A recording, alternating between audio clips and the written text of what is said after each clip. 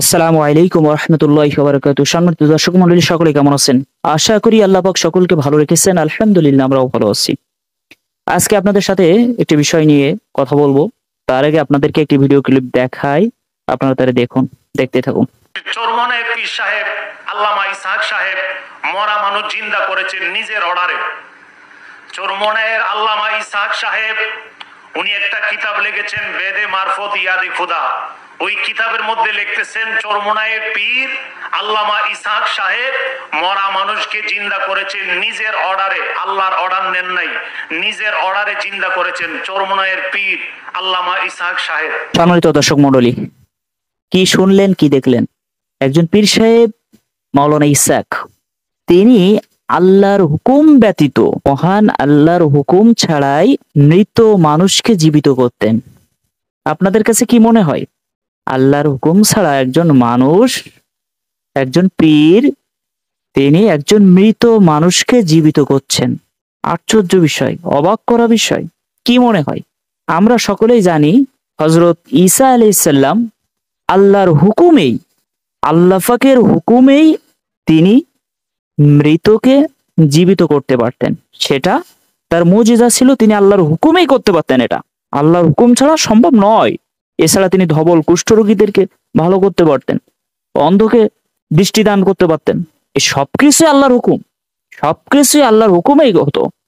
আল্লাহর হুকুম ব্যতীত, আল্লাহর নির্দেশ ব্যতীত, মানে নিজ ইচ্ছায় একজন মানুষ তিনি আরেকজন মৃত মানুষকে জীবিত করছেন। আশ্চর্য বিষয় না? অবাক করা বিষয় না?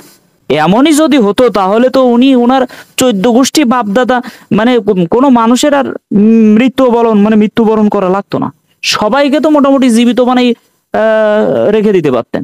একজন মানুষ আল্লাহর হুকুম ব্যতীত যদি এমন কাজ করতে পারতো, তাহলে তার আত্মীয় স্বজন, তার পিতামাতা, তার পরিবারের সবাইকে তো এভাবেই তিনি জীবিত করে রাখতে পারতেন, পারতেন না? আপনি একজন আলেম মানুষ মনে হয়, এই বিষয়টা বলার আগে অবশ্যই আপনার একটু ভেবেচিন্তে বলার দরকার ছিল। কারণ আল্লাহর হুকুম ছাড়া একজন মানুষকে জীবিত বানাচ্ছে, আর এটা আপনি নির্দ্বিধায় বলে যাচ্ছেন, কিভাবে সম্ভব? আর সামনে যারা বসে আছেন তারাও তো খুব চিল্লাই চিল্লাই বলছেন, হ্যাঁ ঠিক ঠিক ঠিক ঠিক, হুজুর ঠিক বলেছেন। একজন পীর, তিনি তো মারা গেছেন, নাকি তিনিও বেঁচে আছেন? তিনি অন্যের মৃতকে জীবিত করে তুলছে, অথচ নিজেই মৃত্যুবরণ করছে। কিভাবে সম্ভব?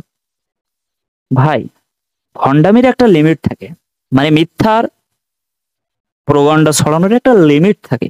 এই লিমিটটা যখন ক্রস হয়ে যায়, মানুষও তখন, যদিও তোমার সামনে দাঁড়ায় হায় হায় লাফালাফি করে, ও ভেতরে ভেতরে হাসাহাসি করে যে বক্তার মাথার স্ক্রু ঢিলা হয়ে গেছে, যে কারণে উল্টো পাল্টা বকছে। সমস্যা নেই, ওর মতো বইকে যাক, আমরা এক কান্দে শুনবো আর এক কান্দে বের করে দেবো। বিষয়টা কিন্তু এমনই, উল্টো পাল্টা বইলে মানুষকে আর কত কোন দিকে নিয়ে যাবা। দোয়া করি আল্লাহ পাক এই মানুষগুলোকে হেদায়েত দান করুক। এই সমস্ত মাহফিল যারা আয়োজন করেন তাদেরকে অবশ্যই এ বিষয়ে নজর রাখতে হবে।